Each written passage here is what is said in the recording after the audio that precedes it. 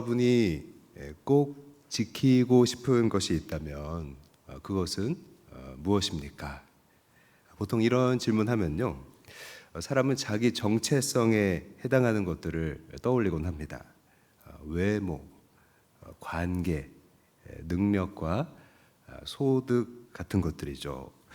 그런데 가만 생각해 보면요, 아무리 번듯한 외모가 있고 또 여유로운 소득이 있다고 해도요, 그걸 누릴 마음이 온전하지가 않으면 여러분 가시방석 위에 있는 것과 다를 바가 없잖아요.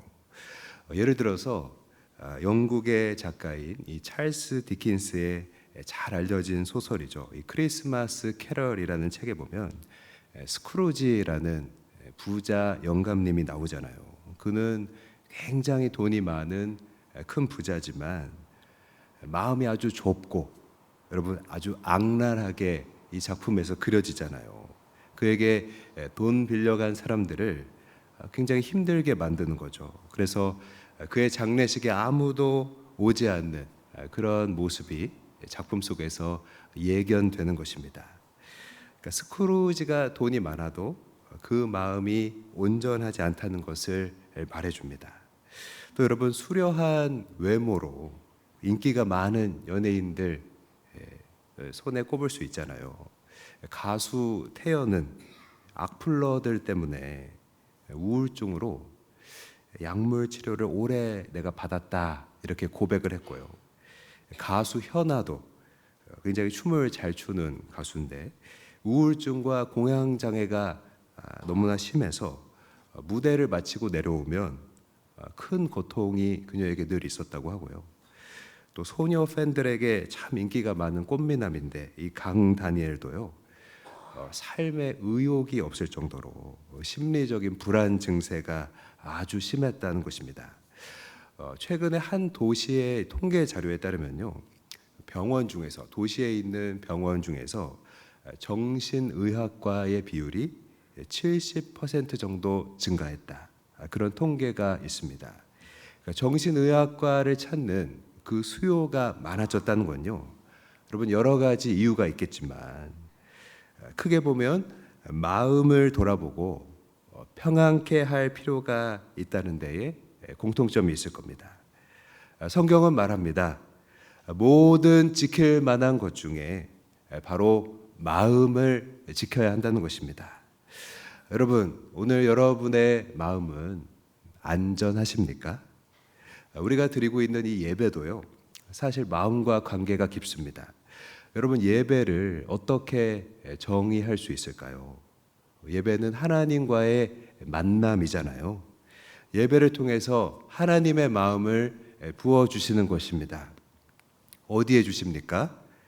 우리 마음에, 바로 우리 마음에 부어주시는 줄 믿습니다.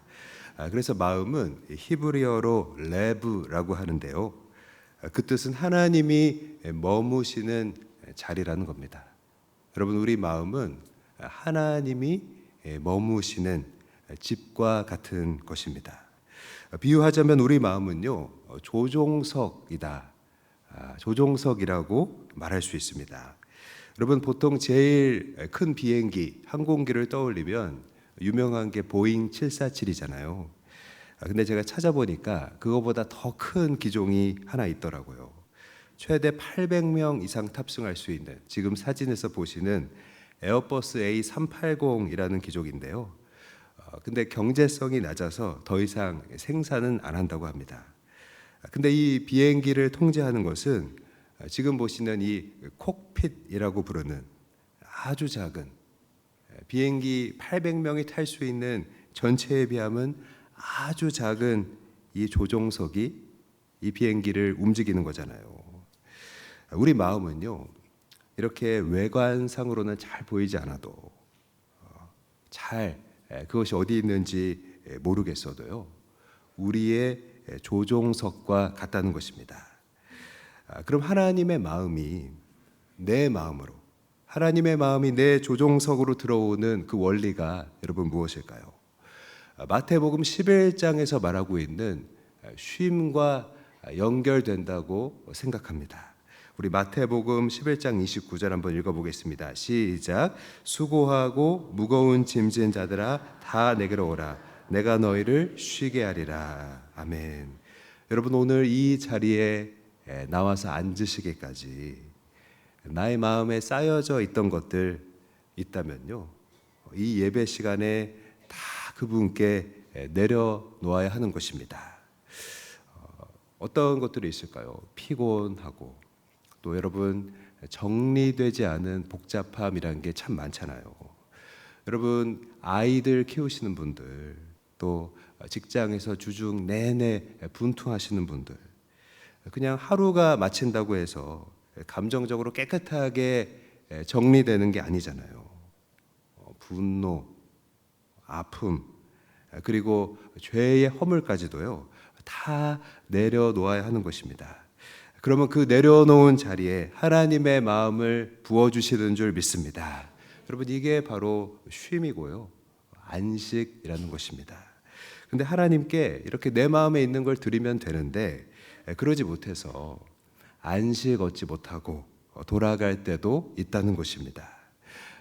그래서 오늘 특별히 이 예배에 오신 분들은 다 릴렉스, 좀 내가 하려고 하지 말고 여러분의 마음을 다 하나님께 맡길 수 있기를 바랍니다.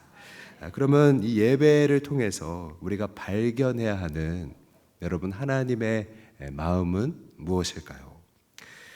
우리가 하나님이 우리를 예배로 불렀다는 표현을 쓰잖아요. 왜 부르셨을까요? 이 아침부터 하나님이 여러분을 왜 한 명 한 명 지목하여 이 자리에 나오게 하셨고 여기 앉게 하셨을까요? 만나기 위해서입니다. 여러분, 하나님은 우리를 만나주길 원하시잖아요. 저는 그 마음과, 만나기 원하는 마음과 하나님이 우리에게 주시려는 게 연결되어 있다고 생각해요.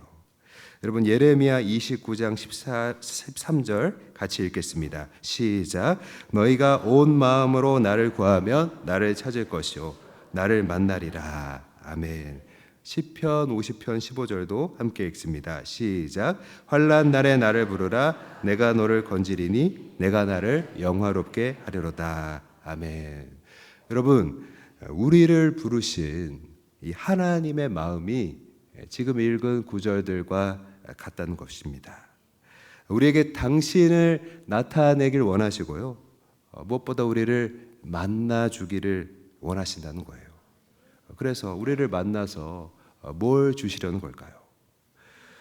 모든 성경에는 여러분 공통적인 메시지가 있잖아요. 우리가 정말 오늘 이 자리에서 하나님을 만나는 우리가 정말로 사랑받아야 하는 존재다. 우리가 예수 그리스도 안에서 소망이 있다. 하나님은 그런 우리를 위해서 놀라운 계획을 갖고 계신다. 여러분, 이 마음을 우리가 예배 가운데 받아야 한다는 것입니다. 또 있습니다. 우리를 치유하고 회복시키기 원하시는, 우리를 만드신 창조주 아버지의 마음이 있잖아요. 이전에 우리 딸이 아팠을 때, 우리 딸이 집에서 공부 잘 안 하고 타블렛, 아이패드 이런 거 하는 거 참 좋아하는데 그 좋아하는 아이패드도 잡을 힘이 없고, 우리 딸이 제일 좋아하는 음식이 라면인데 제가 그 좋아하는 라면 끓여줬는데 그것도 몇 젓가락 못 먹고 열이 40도까지 올라서 몸을 부르르 떨고 그렇게 몸져 누워 있을 때 딸의 몸에 손을 얹고 기도하면서 어서 낫기를 원하는 아빠의 미안하고 또 간절한 마음, 오늘 우리의 연약함과 또 병든 몸을 아파하시고요, 또 고치기 원하는 아버지 하나님의 그 사랑을 알아야 한다는 것입니다. 여러분, 이런 하나님이, 그 마음이요, 예배를 통해 우리 마음에 들어오면요, 어떤 변화가 일어나게 될까요? 먼저는 온유해진다는 것입니다. 여러분, 아버지의 마음을 알면요, 그 마음을 알면 알수록 우리는 온유해진다는 것입니다. 그러니까 나를 향한 크고 측량할 수 없는 그 하나님의 마음이 있다는 것을 알면요, 나를 다스릴 수 있는 여지가 생긴다는 것입니다. 참 신기하죠. 그리스의 철학자 아리스토텔레스는 이렇게 말했습니다. 온유란 격렬한 분노와 전혀 화를 내지 않는 것의 중간이다. 여러분, 성경신학자 바클레이의 말을 인용하면 좀 더 분명해집니다. 온유는 화를 내야 할 때와 화를 내지 말아야 할 때를 다스릴 수 있는 것이다. 여러분, 요즘 분노 조절 장애 이런 용어가 여기저기서 자주 등장하잖아요. 어떤 일들 앞에서 이 마음에 분노가 있는 것은 참 자연스러운 현상이지만 그럴 때마다 자주 이 분노를 표출한다면요, 그건 조절이 어렵다는 얘기입니다. 관계들을 파괴하죠. 또 용기를 내야 할 때가 있는데 내가 괜히 튀는 것 같아서 불의를 묵인하고 나 몰라라 할 때가 있습니다. 그러니까 왕따 당하는 사람 도와주면 나도 왕따 당할까 봐 못 본 척하고 이런 일들이 있잖아요. 여러분, 온유라는 것은요, 이 사이에서 자기 마음을 다스릴 수 있는 힘이라는 것입니다. 무엇보다 여러분, 온유는 우리 예수님의 마음이잖아요. 마태복음 11장 29절에 보면 예수님이 나는 마음이 온유하고 겸손하니 이렇게 말씀하시기도 하셨잖아요. 여러분, 내가 모욕당하고 손해당할 때 여러분, 온유한 자는 그 화를 참을 수 있습니다. 그러나 한 영혼을 위해, 그 구원을 위해서라면요, 또한 행동해야 하고 용기를 내야 한다는 것입니다. 여러분, 오늘을 우리가 살아갈 때 우리 곁을 한번 돌아보면 정말 온유한 사람이 필요하다는 생각을 하게 됩니다. 그렇죠? 요즘 보면 예민한 사람들이 점점 많아지고 있잖아요. 우리 관계 속에서 작은 충돌, 이 작은 불편이 작은 일임에도 불구하고 크게 비화되는 사건들이 많잖아요. 대표적으로 층간소음, 그런 일들도 있고요. 사과하면 넘어갈 수 있는 일도 신고를 해서 어렵게 되곤 하잖아요. 여러분, 우리 마음에 주님의 그 온유를 담으면요, 예민한 사람도 힘든 사람도 다 껴안을 수 있게 되는 것입니다. 사람은 대부분 자기가 억울하다고 얘기할 때가 더 많은 게 사실인데요. 요즘 들어 이렇게 보면 우리 현대인들은 그런 얘기를, 나 억울하다고 하는 얘기들을 잘 공감해 주지 못할 때가 많잖아요. 온유한 사람은 그것을 참고 들어주게 되고요. 너는 뭐가 문제야? 이렇게 바른 말 해주고 싶은 마음을 참고 그를 위해서 같이 기도해 줄 수 있다는 것입니다.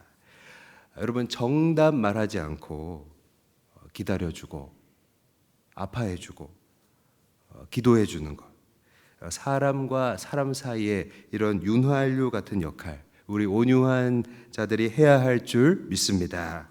여러분, 마태복음 5장 8절 한번 읽어보겠습니다. 시작. 온유한 자는 복이 있나니 그들이 땅을 기업으로 받을 것이며. 아멘.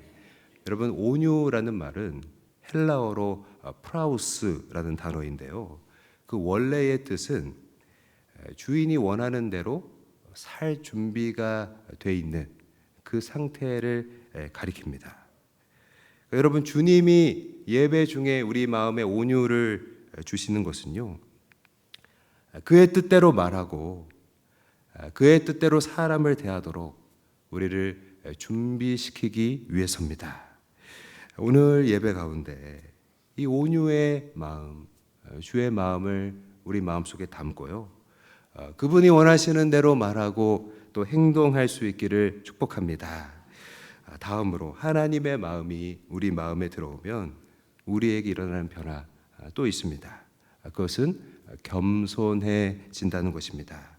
우리 마태복음 11장 29절 앞부분만 같이 읽겠습니다. 시작. 나는 마음이 온유하고 겸손하니 나의 멍에를 메고 내게 배우라. 아멘. 여러분, 주님이 우리에게 주시는 겸손은요, 참 신비한 것 같습니다. 왜냐하면 나를 낮추는데 그것이 기쁨을 주기 때문입니다. 예를 들어서 야고보서 1장 1절을 한번 읽어볼게요. 시작. 하나님과 주 예수 그리스도의 종 야고보는 흩어져 있는 12지파에게 문안하노라. 아멘. 여러분, 이 야고보가 누굽니까? 여기 그 성가대에서 정답이 나온 것 같은데, 야고보가 누구냐면 예수님의 동생이잖아요. 또 예루살렘 교회의 장로이고요, 지도자입니다. 근데 이 편지에서 보면요, 내가 예수님의 동생씩이나 된다 그러지 않고 난 예수를 믿는 종이다, 여러분, 이렇게 말하고 있다는 것입니다. 무슨 뜻입니까? 난 그분을 위해서라면, 난 예수님을 위해서라면 뭐든지 뭐가 됐든 나는 따르고 싶다, 여러분, 그겁니다. 여러분, 예배 중에 하나님은 우리 마음에 겸손을 부어주시는데요, 그것은 섬김으로 이어지는 것입니다. 여러분, 교회를 섬기는 사람을 헬라어로 디아코노스라는 말로 부릅니다. 사역자라는 뜻이기도 하고 오늘 우리가 말하는 집사라는 말도 됩니다. 이 말이 원래 가리키는 그 모습이 있는데요, 묘사하는 형상이 있는데요, 식탁에서 시중 두는 사람을 묘사한 의미입니다. 그러니까 겸손이라는 것은요, 나를 낮추고 주님만 높이는 것이 바로 겸손인 줄 믿습니다. 오늘 우리에게 여러분, 겸손한 자가 필요합니다. 또 내가 하나님 앞에서 겸손한 자가 되어야 됩니다. 큰 일, 작은 일, 이거는 내가 할 만한 일이야, 이거는 너무나 작은 일이야, 내 생각으로 판단하지 않고요, 주를 위한 일이라면 주어진 것을 묵묵히 하는, 여러분, 이 겸손이야말로 사람을 살리고 공동체를 살리는 줄 믿습니다.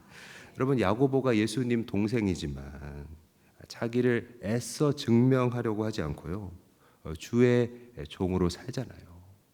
주를 위해서라면, 나에게 맡기신 일이라면 나는 뭐든지 하겠다. 여러분, 그때 선한 변화가 일어나는 줄 믿습니다. 작은 일일지라도 그것이 주 안에서 큰 일 될 수 있고요, 주의 은혜가 임하는 줄 믿습니다. 여러분, 우리가 음악의 아버지라고 부르는 바흐가 있잖아요. 사실 바흐는요, 우리가 음악의 아버지라고 부르지만 아주 작은 그 시골의 공동체인 토마스 교회라는 곳의 오르가니스트였습니다. 오르간 연주자였습니다. 그러니까 그가 하는 일은 주일마다 오르간 봉사하는 것이었고요, 누가 알아주든 말든 매주 새로운 곡을 만들어서 하나님 앞에 연주했던 것입니다. 바흐가 당시에 살아갔던 그의 현재는요, 사실 대부분의 때가 무명이나 마찬가지였습니다. 나중에 그가 이렇게 매주 한 곡씩 만든 작품들이 서서히 알려지면서 오늘의 바흐로 이렇게 불리게 된 것입니다. 나중에 보니까 그가 매주 성실하게 했던 이 작은 일들, 이 시골의 작은 공간에서 오르간으로 연주하고 또 매주 하나씩 작곡하고 그랬던 것들이 음악 양식을 발전시키고 완성시킨 것으로 확인됐다는 것입니다. 여러분, 베토벤은요, 이 바흐에 대해서, 바흐의 그 이름의 뜻이 시냇물이라는 뜻인데, 바흐는 시냇물이 아니다, 바흐는 대양이다, 큰 바다처럼 넓고 그 깊이가 깊다, 이렇게 칭송하기도 했던 것입니다. 사랑하는 여러분, 지금 할 수 있는 일, 그것이 무엇입니까? 거기에 충성할 수 있기를 바랍니다. 지금 내게 맡겨진 일 무엇입니까? 누가 알아주든지 알아주지 않든지 최선을 다하면, 성실하게 임하면 결국 세상도 알아보게 되는 줄 믿습니다. 오늘 예배를 통해서 주님 주시는 겸손이 우리 마음에 들어와서 나를 낮추고 그분만 높이는 기쁨으로 여러분 우리가 살 수 있기를 축복합니다. 그렇다면 마음을 지키라고 했잖아요. 마음을 지킨다는 것의 의미가 좀 더 분명해졌습니다. 마음을 지킨다는 것은요, 하나님이 우리에게 주시는 마음인 이 온유와 겸손을 지키는 것입니다. 그 얘기가 되는 것이죠. 이 성경에서 마음을 지킨다라고 할 때요, 성벽을 수비한다라고 할 때 그 수비하는 것과 같은 용어, 같은 표현을 썼습니다. 여러분, 성벽은 적으로부터 지키는 거잖아요. 마찬가지로 우리 마음도요, 죄를 비롯해서 이 마음 뺏는 일들로부터 지켜져야 하는 것입니다. 근데 이 마음은 구체적으로 어떻게 지킬 수 있을까요? 잠언은, 오늘 본문은 마음을 지키는 일은 삶의 결단을 통해서만 가능하다, 이렇게 말하고 있는 것입니다. 특별히 오늘 본문은 아주 분명한 세 가지 결단을 우리에게 요청하고 있습니다. 첫 번째입니다. 좋은 말을 할 때 우리의 마음은 지켜질 수 있다는 것입니다. 오늘 본문 24절 말씀을 같이 읽겠습니다. 시작. 구부러진 말을 내 입에서 버리며 비뚤어진 말을 내 입술에서 멀리하라. 아멘. 여러분, 이게 잠언의 마음 지키는 방법입니다. 하나님이 우리에게 주신 겸손과 온유를 수비하려면요, 좋은 말을 해야 한다는 것입니다. 여기서 말은 우리 신앙과 참 연관이 깊다는 생각을 하게 됩니다. 그러니까 내 안에 있는 것이 결국 입으로 나오는 거잖아요. 그래서 말은 우리 마음의 리포터다, 그렇게 볼 수 있습니다. 그러니까 역으로 보면 여러분, 좋은 말을 하면요, 우리의 마음이 지켜진다는 것입니다. 야고보서 3장 11절을 한번 읽어보겠습니다. 시작. 샘이 한 구멍으로 어찌 단물과 쓴물을 내겠느냐. 아멘.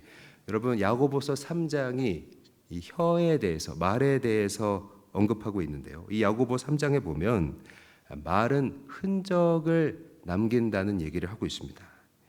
여러분, 폭언이나 험담을 내 입에서 쏟아내면 결국 쓴 물이 남는다는 것입니다. 기분이 좋지 않고요, 혈압만 올라가는 것입니다. 그러나 좋은 말을 하면, 살리는 말을 하면 단물이 남는다는 것이죠. 의욕이 생기고 긍정적으로 변할 수 있다는 것입니다. 여러분, 연예계의 대표적인 그 인고 부부 중에 좀 젊은 세대로 이상순, 이효리 부부가 있는데요, 이 두 사람이 오랜 시간 사이좋게 지내는 비결이 많이 있는데, 그중 하나가 이 남편 이상순 씨의 아내의 자존감을 높여주는 말이 그중 하나입니다. 가수 이효리 씨가 주름도 늘고 피부도 처지고 전성기를 훌쩍 넘어서 다시 컴백을 하려고 하는데, 그래서 자신감이 막 떨어지고 있었는데 그가 이렇게 말해줬다는 것입니다. 걱정 마, 아무것도 안 해도 예뻐. 여러분, 제 경험인데요, 내가 상대에게 좋은 말 해주려고 애쓰면요, 상대가 좋게 보이더라고요. 내가 먼저 다가가서 인사만 잘해도 그 상대방을 다음에 만날 때 내 마음에 기대가 생기고요, 좋아 보이더라는 것입니다. 여러분도 작은 일상 속에서 그러한 느낌, 경험 다들 있으셨죠? 여러분, 좋은 말 하면 그것이 내 마음이 되는 것입니다. 반면에 구부러진 말, 이 비뚤어진 말은요, 우리 마음을 파괴하는 것입니다. 잘 알려진 간증인데요, 개그우먼 이성미 집사는 17년 동안 교회 열심히 다녔지만 집에서는 그 17년 동안 항상 입에 욕을 달고 살았다고 합니다. 특별히 아들에게, 이 사진에 있는 아들에게 욕을 너무나 많이 했대요. 그래서 아들과의 관계가 굉장히 안 좋았다고 합니다. 참다 못한 아들이 말했습니다. 엄마, 밖에서는 사람들에게 그렇게 잘하지. 근데 그 사람들이 엄마 집에서 맨날 욕하고 이런 거 알아? 결국 이성미 집사가 그 말에 너무나 충격을 받고 내 안에 나도 모르는 분노가 깊이 뿌리 박혀 있었다는 것을 깨닫게 됐다고 하고요.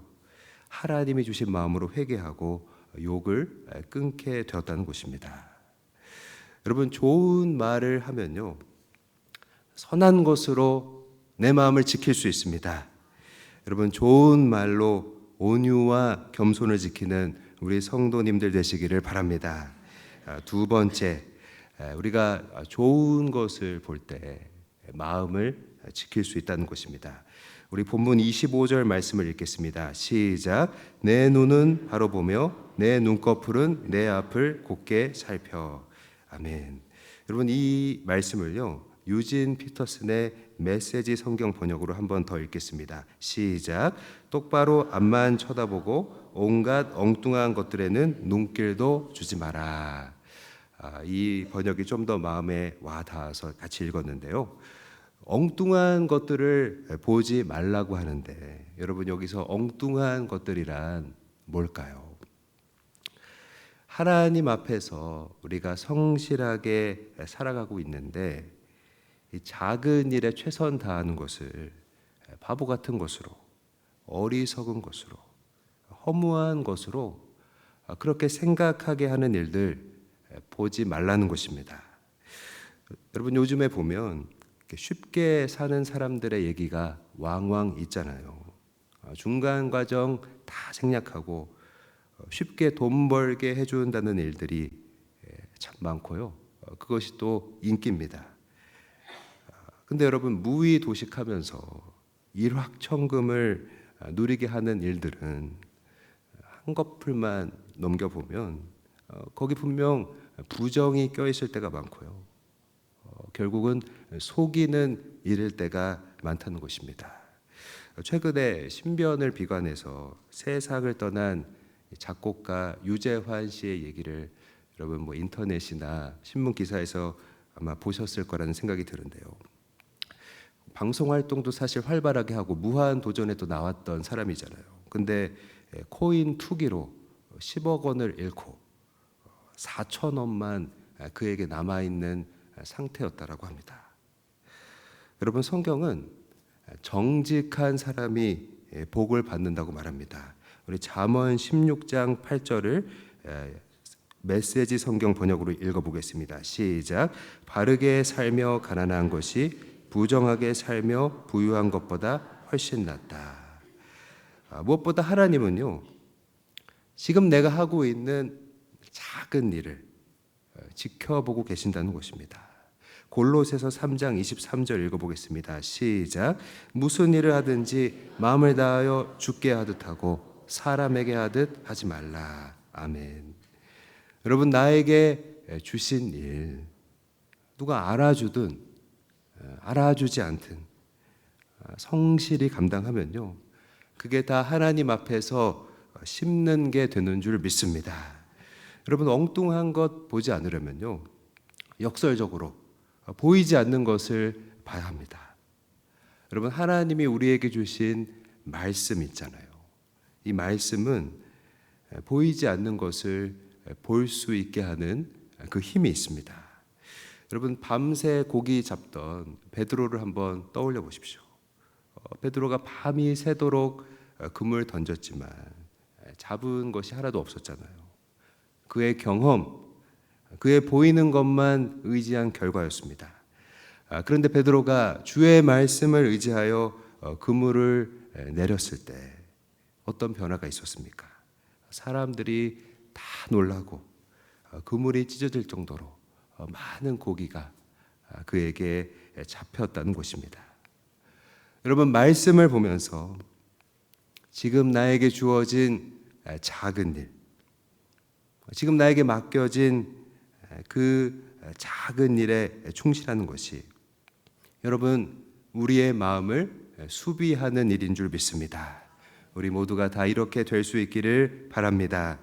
마지막 세 번째, 좋은 길로 갈 때 우리의 마음은 또한 지킬 수 있다는 것입니다. 우리 메시지 성경으로 잠언 4장 27절 같이 읽겠습니다. 시작. 오른쪽으로나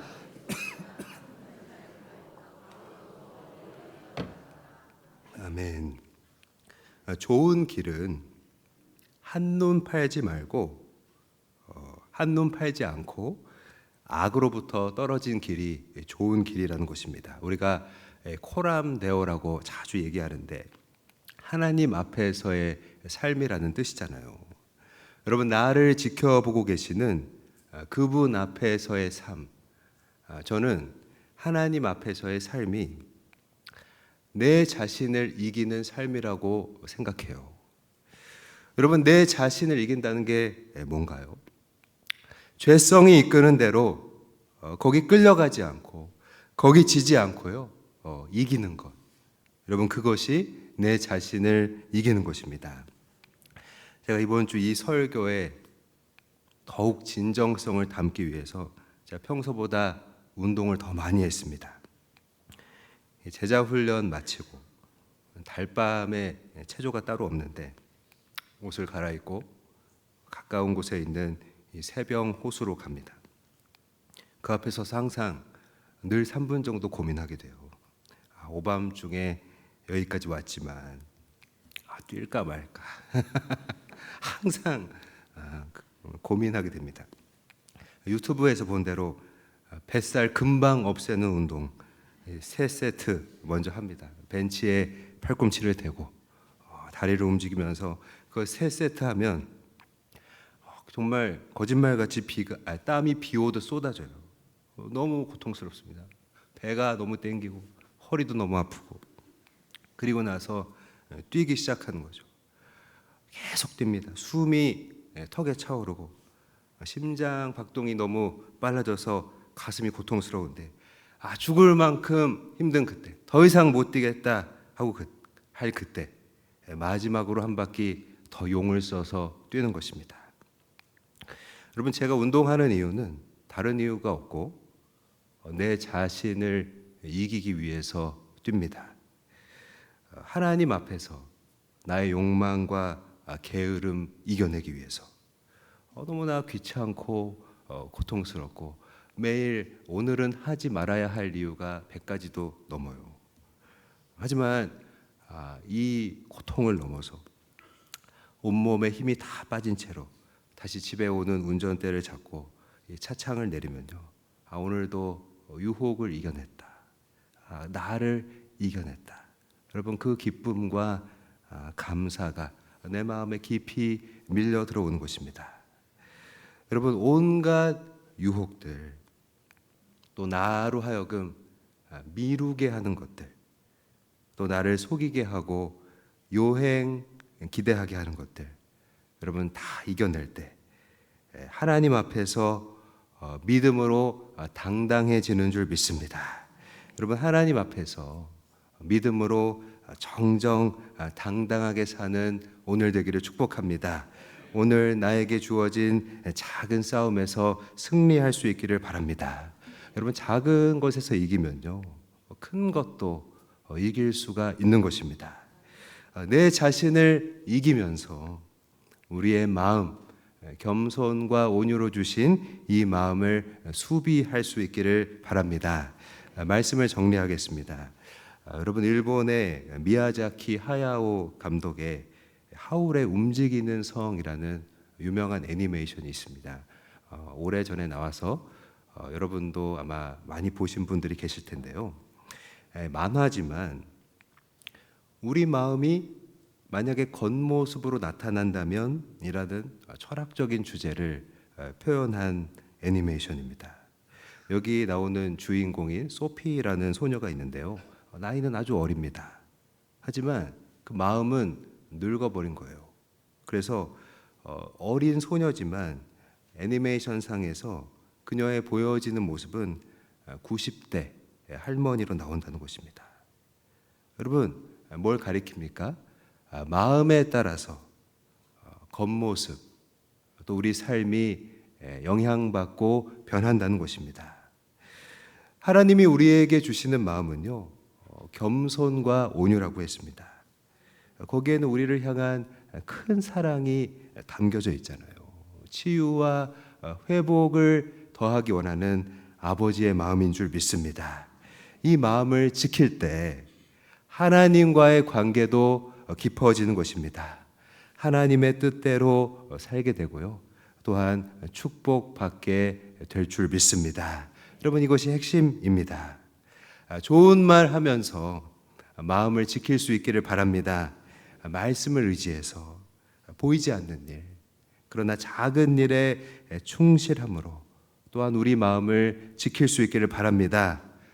또 내 자신을 이기면서 내 자신과의 싸움에서 승리하면서 우리의 마음을 수비할 수 있기를 바랍니다. 겸손과 온유, 하나님이 주신 이 마음 지키는 하나님의 사람들이 다 되시기를 주의 이름으로 축복하고 또 더욱 기도하겠습니다. 우리 하나님께 영광 돌립니다.